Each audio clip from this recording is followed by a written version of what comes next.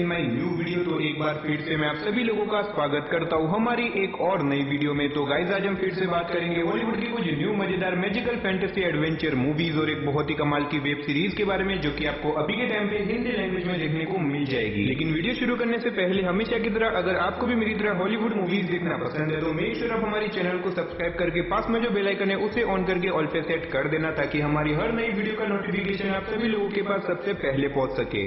अल्लाह, मेरा rocket pocket में नाच रहा है।